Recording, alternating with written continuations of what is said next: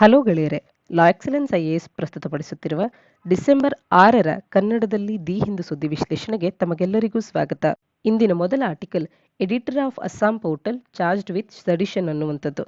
ಅಸ್ಸಾಮಿನ ಪೊಲೀಸರು ಬರಾಕ್ ವ್ಯಾಲಿಯಲ್ಲಿನ ಸ್ಥಳೀಯವಾದಂಥ news ಪೋರ್ಟಲಿನ editor ಮತ್ತು ಕೋ owner ಆದಂಥವರನ್ನ ಈಗ ಸೆಡಿಷನ್ ಚಾರ್ಜಸ್ನ ಅಡಿಯಲ್ಲಿ ಅರೆಸ್ಟ್ ಮಾಡಿದ್ದಾರೆ.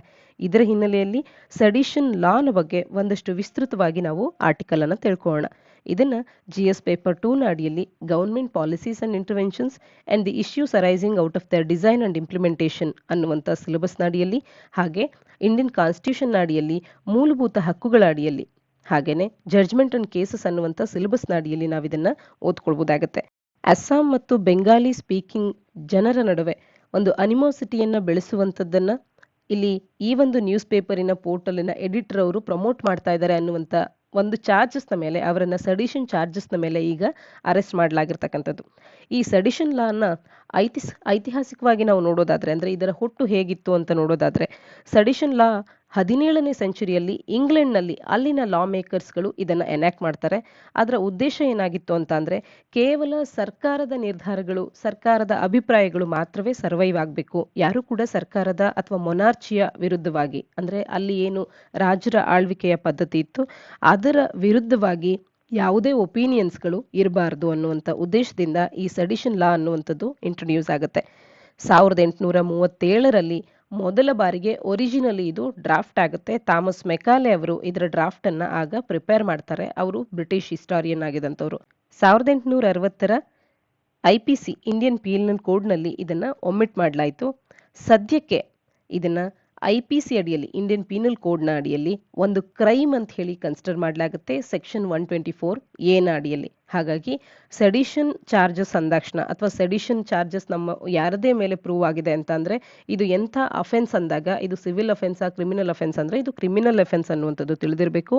ಇಂಡಿಯನ್ ಪೀನಲ್ ಕೋಡ್ ಅಡಿಯಲ್ಲಿನ ಸೆಕ್ಷನ್ 124A ಅಡಿಯಲ್ಲಿ ಇದನ್ನ ಕ್ರೈಮ್ ಅಂತ ಹೇಳಿ ಕನ್ಸಿಡರ್ ಮಾಡಲಾಗುತ್ತೆ ಅನ್ನುವಂಥದ್ದು ಕೂಡ ತಿಳಿದಿರಬೇಕಾಗತ್ತೆ. ಹಾಗೆ 124A ಅನ್ನುವಂಥ ಸೆಕ್ಷನ್ ಆಫ್ IPC ಅನ್ನುವಂಥದ್ದು ಪ್ರಿಲಿಮ್ಸ್ ಪಾಯಿಂಟ್ ಆಫ್ ವ್ಯೂ ನಲ್ಲಿ ಇಂಪಾರ್ಟೆಂಟ್ ಆಗುವಂತ ಒಂದು ಫ್ಯಾಕ್ಟ್ ಆಗಿರುತ್ತೆ. ಇನ್ನು ಯಾವುದನ್ನ ನಾವು ಸೆಡಿಷನ್ ಅಂತ ಹೇಳಿ ಕನ್ಸಿಡರ್ ಮಾಡ್ತೇವೆ ಅಂತ ಹೇಳಿದ್ರೆ, ಭಾರತದ ವಿರುದ್ಧವಾಗಿ, ಭಾರತ ಸರ್ಕಾರದ ವಿರುದ್ಧವಾಗಿ ಅಥವಾ ಭಾರತ ಸರ್ಕಾರದ ಅಡಿಯಲ್ಲಿ ಎಸ್ಟಾಬ್ಲಿಷ್ ಆಗಿರ್ತಕ್ಕಂಥ ಯಾವುದೇ ಗವರ್ಮೆಂಟ್ನ ವಿರುದ್ಧವಾಗಿ, ಗವರ್ಮೆಂಟಿಗೆ ಡಿಸ್ಅಫೆಕ್ಷನ್ ಅನ್ನ ಎಕ್ಸೈಟ್ ಮಾಡುವಂತೆ ಯಾವುದೇ ಮಾತುಗಳನ್ನು ಆಡುವಂಥದ್ದಾಗಿರಬಹುದು, ಅಥವಾ ರಿಟರ್ನ್ ಫಾರ್ಮ್ನಲ್ಲಿ ಯಾವುದೇ ಒಂದಷ್ಟು ವಿಚಾರಗಳನ್ನು ತಿಳಿಸುವಂಥದ್ದಾಗಿರಬಹುದು, ಅಥವಾ ಚಿಹ್ನೆಗಳ ಮುಖಾಂತರವಾಗಿ ತಿಳಿಸೋದಾಗಿರ್ಬೋದು, ಅಥವಾ ವಿಸಿಬಲ್ ರೆಪ್ರೆಸೆಂಟೇಷನ್ ಅಲ್ಲಿಯೇ ಆಗಿರಬಹುದು. ಸರ್ಕಾರದ ವಿರುದ್ಧವಾಗಿ ಒಂದು ಹೇಟ್ರೆಡ್ ಅನ್ನ ಹುಟ್ಟು ಹಾಕುವಂತ ಒಂದು ಅಟೆಂಪ್ಟ್ ಅನ್ನ ಮಾಡಿದ್ದೆ ಆದ್ರೆ ಅದನ್ನ ಸೆಡಿಷನ್ ಅಂತ ಹೇಳಿ ಕನ್ಸಿಡರ್ ಮಾಡಲಾಗುತ್ತೆ. ಇಲ್ಲಿ ಡಿಸ್ಅಫೆಕ್ಷನ್ ಅಂದ್ರೆ ಯಾವುದನ್ನ ಡಿಸ್ಅಫೆಕ್ಷನ್ ಅಂತಾರೆ ಅಂತ ಅಂದ್ರೆ, ಒಂದು ರೀತಿಯ ಡಿಸ್ಲಾಯಲ್ಟಿಯನ್ನ ತೋರಿಸುವಂತದ್ದು ಸರ್ಕಾರದ ನಡೆಗಳಿಗೆ. ಹಾಗೇನೆ ಯಾವುದೇ ರೀತಿಯಾಗಿ ಎನಿಮಿಟಿಯನ್ನ ಬೆಳೆಸುವಂತ ಒಂದು ಫೀಲಿಂಗ್ಸ್ ಗಳುಳ್ಳಂತ ಮಾತುಗಳಾಗಿದ್ರೆ ಅವನ್ನು ಕೂಡ ಸೆಡಿಷನ್ ಚಾರ್ಜಸ್ ನ ಅಡಿಯಲ್ಲಿ ಕನ್ಸಿಡರ್ ಮಾಡಲಾಗ್ತಾ ಇದೆ. ಇದ್ದು ಸರ್ಕಾರದ ವಿರುದ್ಧವಾಗಿ ಯಾವುದೋ ಒಂದಷ್ಟು ಕಮೆಂಟ್ಸ್ಗಳು ಬಂದು ಆ ಕಮೆಂಟ್ಸ್ಗಳಲ್ಲಿ ಈ ರೀತಿ ಯಾವುದೇ ಡಿಸ್ಲಾಯಲ್ಟಿ ಅಥವಾ ಎನಿಮಿಟಿಯನ್ನು ಹುಟ್ಟು ಹಾಕುವಂಥ ಫೀಲಿಂಗ್ಸ್ಗಳಿಲ್ಲ, ಕಂಟೆಂಪ್ಟ್ ಅಥವಾ ಡಿಸ್ಅಫೆಕ್ಷನ್ ಅನ್ನ ತೋರಿಸೋಲ್ಲ, ಹೇಟ್ರೆಡ್ ಅನ್ನ ಎಕ್ಸೈಟ್ ಮಾಡ್ತಿಲ್ಲ ಅಂತ ಅಂದ್ರೆ ಅಂಥವನ್ನ ಈ ಸೆಕ್ಷನ್ ಅಡಿಯಲ್ಲಿ ಚಾರ್ಜ್ ಮಾಡೋದಕ್ಕೆ ಸಾಧ್ಯ ಇಲ್ಲ. ಇನ್ನ ಇವಕ್ಕೆ ಯಾವ ರೀತಿಯಾದಂಥ ಪನಿಷ್ಮೆಂಟ್ಸ್ಗಳನ್ನ ನೀಡಲಾಗುತ್ತೆ ಅಂತ ಅಂದ್ರೆ, ಇಲ್ಲಿ ಇದೊಂದು ನಾನ್ ಬೇಲಬಲ್ ಅಫೆನ್ಸ್ ಆಗಿರುತ್ತೆ. ಇದು ನಾನ್ ಬೇಲಬಲ್ ಅಫೆನ್ಸ್ ಅನ್ನುವಂಥದ್ದು ತಿಳಿದಿರಬೇಕು, ಇಂಪಾರ್ಟೆಂಟ್ ಆಗುತ್ತೆ. ಇಲ್ಲಿ 3 ವರ್ಷದ ಅವಧಿಯವರೆಗೂ ಅಥವಾ ಲೈಫ್ ಟೈಮ್ ವರೆಗೂ ಕೂಡ ಇಂಪ್ರಿಸನ್ ಮಾಡುವಂಥದ್ದು, ಜೀವಾವಧಿ ಶಿಕ್ಷೆಯನ್ನ ಅಥವಾ 3 ವರ್ಷದ ಜೈಲ್ ಟರ್ಮ್ ಅನ್ನ ಇವರಿಗೆ ನೀಡಬಹುದಾಗಿರುತ್ತೆ. ಇನ್ನ ಯಾವುದೇ ಒಬ್ಬ ಪರ್ಸನ್ ಈ ಒಂದು ಚಾರ್ಜಸ್ನ ಅಡಿಯಲ್ಲಿ ಬುಕ್ ಆಗಿದ್ದಾನೆ ಅಥವಾ ಅವನ ಒಂದು ಚಾರ್ಜಸ್ ಪ್ರೂವ್ ಆಗಿದೆ ಅಂದಾಗ ಆತ ಗವರ್ಮೆಂಟ್ ಜಾಬ್ನಿಂದ ಬಾರ್ ಆಗಬೇಕಾಗತ್ತೆ. ಆತ ಮತ್ತೆ ಸರ್ಕಾರಿ ನೌಕರಿಯನ್ನ ಪಡೆಯುವಂತಿಲ್ಲ. ಇನ್ನು ಅವರ ಪಾಸ್ಪೋರ್ಟ್ ಅನ್ನ ಅವರು ಪ್ರೊಡ್ಯೂಸ್ ಮಾಡಬೇಕಾಗತ್ತೆ, ಅಂದ್ರೆ ಅವರ ಪಾಸ್ಪೋರ್ಟ್ ಇಲ್ಲದೆ ಅವರು ಬದುಕಬೇಕಾಗತ್ತೆ. ಹಾಗೇನೆ ಕೋರ್ಟ್ ಯಾವಾಗ ಕೂಡ ಅವರ ಅವಶ್ಯಕತೆ ಇದೆ ಅಂದಾಗ ಅವರು ಕೋರ್ಟ್ನ ಮುಂದೆ ಹಾಜರಾಗಬೇಕಾಗತ್ತೆ. ಈ ರೀತಿಯ ಒಂದು ಲಾನ ಇಂಪಾರ್ಟೆನ್ಸ್ ಏನು ಅಂತ ಅಂದ್ರೆ, ರೀಸನಬಲ್ ರಿಸ್ಟ್ರಿಕ್ಷನ್ಸ್ ಅನ್ನ ಹಾಕುವಂಥದ್ದು. ಭಾರತ ಸಂವಿಧಾನದ ಅಡಿಯಲ್ಲಿ ಏನು ರೀಸನಬಲ್ ರಿಸ್ಟ್ರಿಕ್ಷನ್ಸ್ ಅನ್ನ ನಾವು ಆರ್ಟಿಕಲ್ 19(2) ನ ಅಡಿಯಲ್ಲಿ ಕಾಣ್ತೇವೆ. ಅಂದ್ರೆ ಭಾರತದಲ್ಲಿ freedom of speech and expression ಇದ್ರೂ ಕೂಡ ದೇಶದ ಸಾರ್ವಭೌಮತ್ವ ಅನ್ನುವಂಥ ವಿಚಾರ ಬಂದಾಗ, ಸೆಕ್ಯೂರಿಟಿ ಆಫ್ ದಿ ಕಂಟ್ರಿ ಅನ್ನುವಂಥ ವಿಚಾರ ಬಂದಾಗ, ಅಥವಾ ಬೇರೆ ರಾಷ್ಟ್ರಗಳೊಟ್ಟಿಗೆ ಫ್ರೆಂಡ್ಲಿ ರಿಲೇಷನ್ಸ್ ನ ವಿಚಾರ ಬಂದಾಗ ಈ ರೀತಿಯ ಕೆಲವೊಂದು ರೀಸನಬಲ್ ರಿಸ್ಟ್ರಿಕ್ಷನ್ಸ್ ಗಳನ್ನ ನಾವು ಕಾಣಬಹುದಾಗುತ್ತೆ. ಒಂದಷ್ಟು ರೆಸ್ಪಾನ್ಸಿಬಲ್ ಎಕ್ಸಸೈಸ್ ಅನ್ನ ಎನ್ಶೂರ್ ಮಾಡೋದಕ್ಕೆ, ಹಾಗೇನೆ ಲಾಸ್ಗಳು ಎಲ್ಲ ಸಿಟಿಸನ್ಸ್ಗಳು ಕೂಡ ಈಕ್ವಲಿ ಅವೈಲಬಲ್ ಆಗಿದೆ ಅನ್ನೋದಕ್ಕೆ ನಮಗೆ ಕೆಲವೊಂದು ರೀಸನಬಲ್ ರಿಸ್ಟ್ರಿಕ್ಷನ್ಸ್ ಬೇಕಾಗುತ್ತೆ. ಈ ಹಿನ್ನೆಲೆಯಲ್ಲಿ ಈ ಸೆಡಿಷನ್ ಲಾ ಅನ್ನುವಂಥದ್ದು ಇಂಪಾರ್ಟೆಂಟ್ ಅನ್ನುವಂಥದ್ದು. ಹಾಗೇನೆ unity and integrity of the ಕಂಟ್ರಿಯನ್ನ ಮೇಂಟೈನ್ ಮಾಡೋದಕ್ಕೆ ಕೂಡ ಈ ಸೆಡಿಷನ್ ಲಾ ಅನ್ನುವಂಥದ್ದು ಇಂಪಾರ್ಟೆಂಟ್ ಆಗುತ್ತೆ. ಒಂದು ಆಂಟಿ ನ್ಯಾಷನಲ್ ಎಲಿಮೆಂಟ್ಸ್ಗಳನ್ನ ಕಂಬ್ಯಾಟ್ ಮಾಡೋದಕ್ಕೆ, ಸೆಸೆಷನಿಸ್ಟ್ ಅವರುಗಳನ್ನ ಕಂಬ್ಯಾಟ್ ಮಾಡೋದಕ್ಕೆ, ಹಾಗೇನೆ ಟೆರರಿಸ್ಟ್ ಎಲಿಮೆಂಟ್ಸ್ಗಳನ್ನ ನಿರ್ಮೂಲ ಮಾಡೋದಕ್ಕೆ ಅಂತ ಹೇಳಿ ಈ ಸೆಡಿಷನ್ ಲಾ ಅನ್ನುವಂಥದ್ದು ನೆರವಾಗ್ತಾ ಇದೆ. ಹಾಗೆ ಒಂದು ರಾಷ್ಟ್ರದ ಸ್ಟೆಬಿಲಿಟಿಯನ್ನ ಮೇಂಟೈನ್ ಮಾಡೋದಕ್ಕೆ ಕೂಡ ನೆರವಾಗುವಂತ ಒಂದು ಲಾ ಇದಾಗಿರುತ್ತೆ. ಯಾಕೆಂತಂದ್ರೆ ಎಲೆಕ್ಟೆಡ್ ಗವರ್ನಮೆಂಟ್ ಅನ್ನ ಓವರ್ಥ್ರೋ ಮಾಡೋದಕ್ಕೆ ಅಟೆಂಪ್ಟ್ ಮಾಡ್ತಾ ಇರುತ್ತೆ ಈ ಲಾ ಕೆಲವರು ಅಥವಾ ಕೆಲವು ಗುಂಪುಗಳು. ಅಂತ ಸಂದರ್ಭದಲ್ಲಿ ಈ ಲಾ ಅನ್ನುವಂಥದ್ದು ಅವರ ಒಂದು ಪರವಾಗಿ ನಿಲ್ಲುತ್ತೆ. ಅಂದ್ರೆ ಇಲ್ಲೀಗಲ್ ಅಥವಾ ವೈಲೆನ್ಸ್ನ ಮುಖಾಂತರವಾಗಿ ಗೌರ್ಮೆಂಟ್ನ ಮೇಲೆ ಯಾವುದೇ ರೀತಿಯಾದಂಥ ಅಟೆಂಪ್ಟ್ಸ್ಗಳು ನಡೀತಾ ಇದೆ ಗೌರ್ಮೆಂಟ್ ಅನ್ನ ಕಿತ್ತೊಗೆಯೋದಕ್ಕೆ ಅಂತ ಅಂದಾಗ ಆ ಸಂದರ್ಭದಲ್ಲಿ ಈ ಲಾಸ್ಗಳ ಬಳಕೆ ಆಗುತ್ತೆ. ಇನ್ನು ಸೆಡಿಷನ್ ಲಾದೊಟ್ಟಿಗಿರುವಂಥ ಇಶ್ಯೂಸ್ಗಳು ಏನು ಅಂತ ಅಂದ್ರೆ ಇದು ಕಲೋನಿಯಲ್ ಎರಾದಿಂದಲೂ ಕೂಡ ನಮಗೆ ಪಾಸ್ ಆಗಿ ಬಂದಿರತಕ್ಕಂಥದ್ದು. ಹಾಗಾಗಿ ಹಳೆಯ ಒಂದು ರೆಲಿಕ್ ಅಂತಾನೆ ಇದನ್ನ ಗುರುತಿಸ್ತಾರೆ. ಕಲೋನಿಯಲ್ ಅಡ್ಮಿನಿಸ್ಟ್ರೇಟರ್ಸ್ಗಳು ಬ್ರಿಟಿಷ್ ಪಾಲಿಸೀಸ್ಗಳನ್ನ ಕ್ರಿಟಿಸೈಸ್ ಮಾಡುವಂಥವ್ರನ್ನ ಹುಡುಕಿ ಅವರನ್ನ ಇದರ ಅಡಿಯಲ್ಲಿ ಚಾರ್ಜ್ ಮಾಡಲಾಗ್ತಾ ಇತ್ತು. ಅದರ ಅಡಿಯಲ್ಲಿ ನಾವು ನೋಡಿದಾಗ ಲೋಕಮಾನ್ಯ ತಿಲಕ್ ಅವರಾಗಿರ್ಬೋದು, ಮಹಾತ್ಮ ಗಾಂಧಿಯವರಾಗಿರ್ಬೋದು, ಜವಾಹರ್ಲಾಲ್ ನೆಹರು, ಭಗತ್ ಸಿಂಗ್ ನಂತ ಮಹೋನ್ನತ ವ್ಯಕ್ತಿಗಳು ಕೂಡ ಇದರ ಅಡಿಯಲ್ಲಿ ಸೆಡಿಷಿಯಸ್ ಸ್ಪೀಚಸ್ಗಳನ್ನ ನೀಡಿದ್ದಾರೆ, ರೈಟಿಂಗ್ಸ್ಗಳನ್ನ ಬರೆದಿದ್ದಾರೆ ಅಂತ ಹೇಳಿ ಬ್ರಿಟಿಷ್ ರೂಲ್ನ ಅಡಿಯಲ್ಲಿ ಈ ಸೆಡಿಷನ್ಗೆ ಅಂತ ಹೇಳಿ ಅರೆಸ್ಟ್ ಆದಂಥವ್ರು. ಹಾಗಾಗಿ ಇದೊಂದು ಕಲೋನಿಯಲ್ ಎರಾದಲ್ಲಿದ್ದಂಥ ಒಂದು ಲಾ ಆಗಿದ್ದು ಇದನ್ನ ಆಗ ಬ್ರಿಟಿಷ್ ಪಾಲಿಸೀಸ್ಗಳ ವಿರುದ್ಧವಾಗಿ ಬಳಸಲಾಗ್ತಾ ಇತ್ತು. ಈಗ ಅದನ್ನೇ ಕಂಟಿನ್ಯೂ ಮಾಡ್ತಿರ್ತಕ್ಕಂಥದ್ದು ಸರಿಯಲ್ಲ ಅನ್ನುವಂತೆ ಇದರೊಟ್ಟಿಗೆ ಕೆಲವೊಂದು ಇಶ್ಯೂಸ್ಗಳಿರುವಂಥದ್ದು. ಹಾಗೆ ಕಾನ್ಸ್ಟಿಟ್ಯೂಂಟ್ ಅಸೆಂಬ್ಲಿಯ ಒಂದು ಸ್ಟ್ಯಾಂಡ್ ಅನ್ನ ನೋಡಿದಾಗ ಕಾನ್ಸ್ಟಿಟ್ಯೂಂಟ್ ಅಸೆಂಬ್ಲಿ ಅನ್ನುವಂಥದ್ದು ಸೆಡಿಷನ್ ಲಾ ಅನ್ನ ಭಾರತ ಸಂವಿಧಾನದೊಳಗೆ ಆಡ್ ಮಾಡೋದಕ್ಕೆ ಅದು ತನ್ನ ಮನಸ್ಸನ್ನ ಒಂದು ಒಪ್ಪಿಗೆಯನ್ನ ನೀಡಿರಲಿಲ್ಲ. ಮೆಂಬರ್ಸು ಇದರಿಂದಾಗಿ ಸೆಡಿಷನ್ ಲಾನಿಂದಾಗಿ ಫ್ರೀಡಮ್ ಆಫ್ ಸ್ಪೀಚ್ ಅನ್ನುವಂಥದ್ದು ಕರ್ಟೈಲ್ ಆಗುತ್ತೆ ಅನ್ನುವಂಥ ಒಂದು ಅಭಿಪ್ರಾಯವನ್ನ ಹೊಂದಿದ್ರು.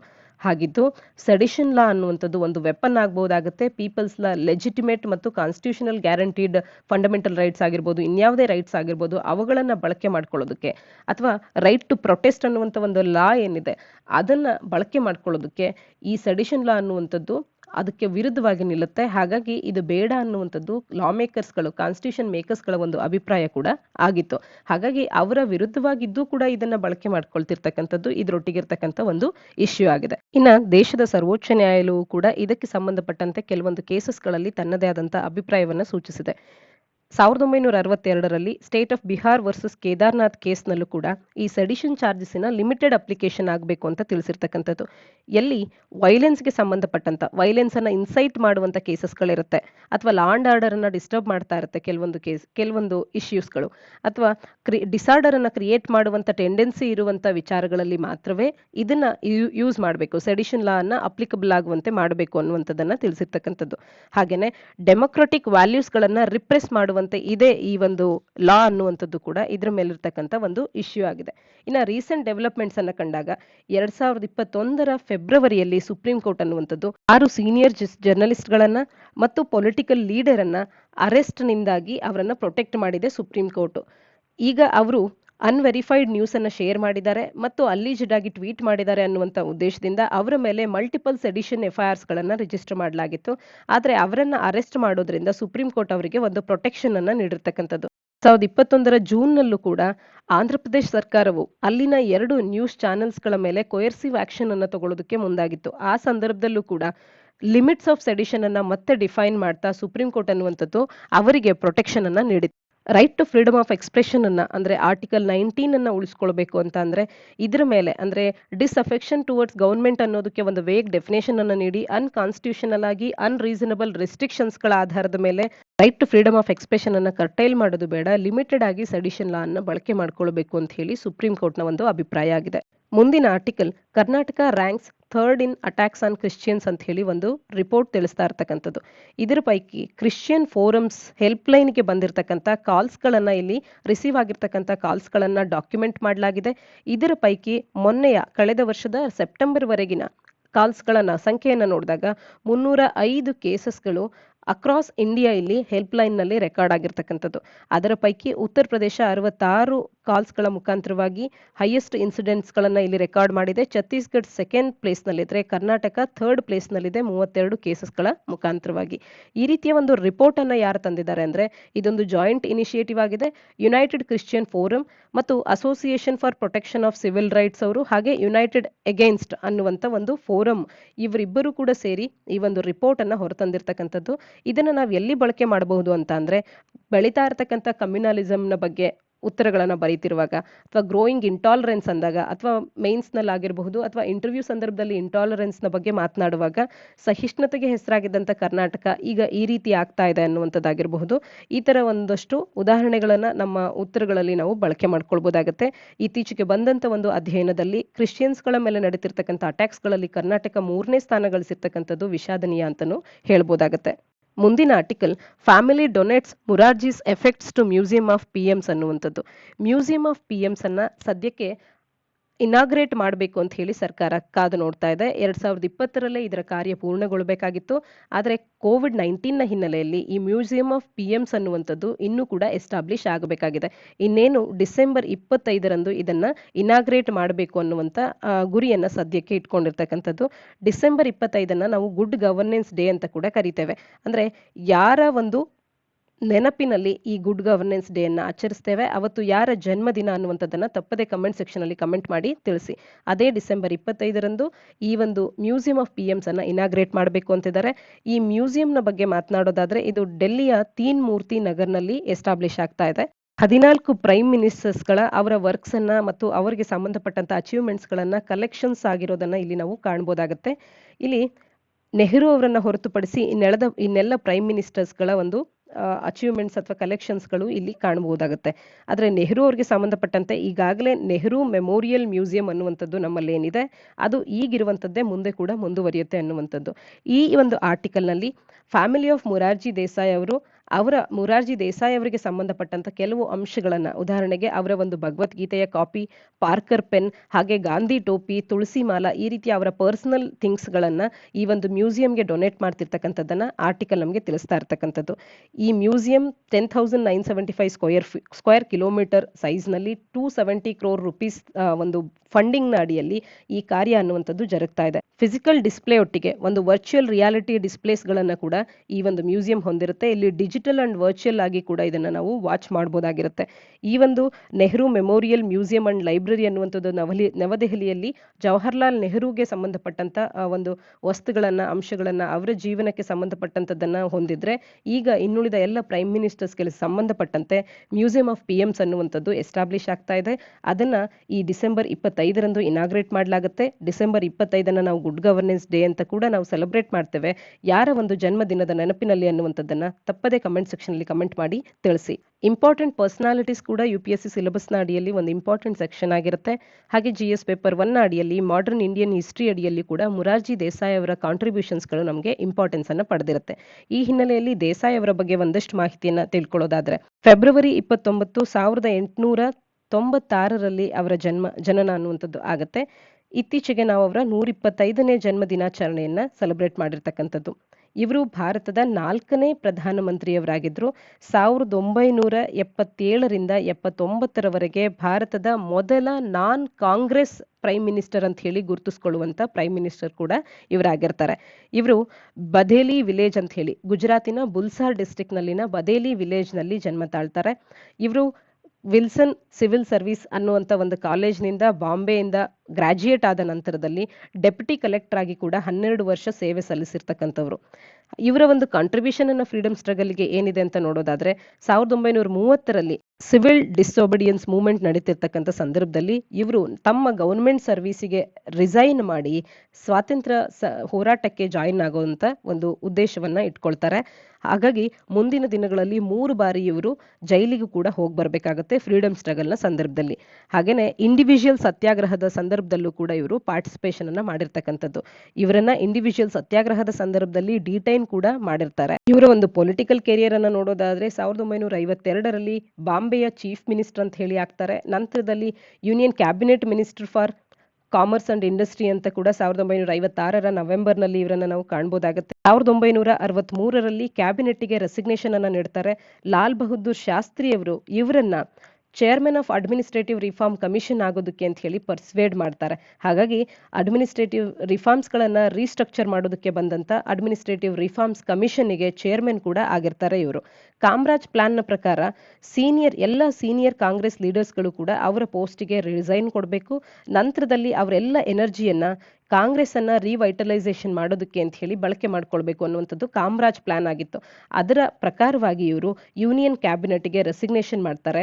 ನಂತರದಲ್ಲಿ ಲಾಲ್ ಬಹದ್ದೂರ್ ಶಾಸ್ತ್ರಿ ಅವರಿಂದಾಗಿ ಇವರು ಪರ್ಸ್ವೇಡ್ ಆಗಿದ್ರಿಂದ ARCಯ ಚೇರ್ಮನ್ ಆಗಿ ಕೂಡ ಹೊರಬರ್ತಾರೆ. 1975ರ ಎಮರ್ಜೆನ್ಸಿ ಸಂದರ್ಭದಲ್ಲಿ ಇವರು ಡಿಟೈನ್ ಕೂಡ ಆಗ್ಬೇಕಾಗಿ ಬರುತ್ತೆ. ನಂತರದಲ್ಲಿ ನವನಿರ್ಮಾಣ ಮೂವ್ಮೆಂಟ್ ಆಫ್ ಗುಜರಾತಿಗೆ ಒಂದು ಹಂಗರ್ ಸ್ಟ್ರೈಕ್ ಅನ್ನ ಮಾಡೋದ್ರ ಮುಖಾಂತರವಾಗಿ ಸಪೋರ್ಟ್ ಅನ್ನ ತೋರಿಸ್ತಾರೆ. ನವನಿರ್ಮಾಣ ಆಂದೋಲನ ಅನ್ನುವಂಥದ್ದು ಗುಜರಾತ್ನಲ್ಲಿನ 1974ರ ಒಂದು ಪೊಲಿಟಿಕಲ್ ಮೂವ್ಮೆಂಟ್ ಆಗುತ್ತೆ. ಇದನ್ನ ಸ್ಟೂಡೆಂಟ್ಸ್ಗಳು ನಡೆಸಿದಂಥದ್ದು ಸೋಶಿಯೋ ಪೊಲಿಟಿಕಲ್ ಮೂವ್ಮೆಂಟ್ ಆಗಿತ್ತು. ಇದನ್ನ ಸ್ಟೂಡೆಂಟ್ಸ್ ಮತ್ತು ಮಿಡಲ್ ಕ್ಲಾಸ್ ಪೀಪಲ್ ಅವರು ಗುಜರಾತ್ನಲ್ಲಿನ ಎಕನಾಮಿಕ್ ಕ್ರೈಸಿಸ್ ಮತ್ತು ಪಬ್ಲಿಕ್ ಲೈಫ್ನಲ್ಲಿನ ಕರಪ್ಷನ್ನ ವಿರುದ್ಧವಾಗಿ ನಡೆಸಿದಂಥದ್ದು. ನಂತರದಲ್ಲಿ ಜನತಾ ಪಾರ್ಟಿಯ ಲೀಡರ್ನ ರೂಪದಲ್ಲಿ ಇವರು ಯುನಾನಿಮಸ್ ಆಗಿ ಎಲೆಕ್ಟ್ ಆಗ್ತಾರೆ ಪಾರ್ಲಿಮೆಂಟಿಗೆ ಪ್ರೈಮ್ ಮಿನಿಸ್ಟರ್ ಆಗಿ. 1977ರ ಮಾರ್ಚ್ 24ರಂದು ಪಾರ್ಲಿಮೆಂಟಿಗೆ ಇವರು ಸ್ವಾರ್ನ್ ಇನ್ ಆಗ್ತಾರೆ ಆಸ್ ಅ ಪ್ರೈಮ್ ಮಿನಿಸ್ಟರ್ ಆಗಿ ಜನತಾ ಪಾರ್ಟಿಯ ನಾಯಕರಾಗಿ. ಇವರ ಒಂದು ಐಡಿಯಾಲಜೀಸ್ಗಳನ್ನು ನೋಡಿದಾಗ ಇನ್ಇಕ್ವಾಲಿಟಿಯ ವಿರುದ್ಧವಾಗಿ ಹೋರಾಡದಂಥವ್ರು, ಹಾಗೆ ಆಸ್ಟರಿಟಿಯನ್ನ ಇವರು ಯಾವತ್ತೂ ಕೂಡ ಸಪೋರ್ಟ್ ಮಾಡಿದ್ದಾರೆ. ರೂಲ್ ಆಫ್ ಲಾ ಅನ್ನ ಇವರು ಸಪೋರ್ಟ್ ಮಾಡುವಂಥವ್ರು. ಲಾನ ಮುಂದೆ ಯಾರು ಕೂಡ ದೊಡ್ಡವರಲ್ಲ ಅನ್ನುವಂಥದ್ದನ್ನ, not even a prime minister is above law ಅಂತ ಹೇಳಿ ಇವರು ಸ್ಟ್ರಾಂಗ್ ಆಗಿ ಬಿಲೀವ್ ಮಾಡ್ತಿದ್ರು. ಲಾ ಅನ್ನ ಎತ್ತಿ ಹಿಡಿತಾ ಇದ್ರು.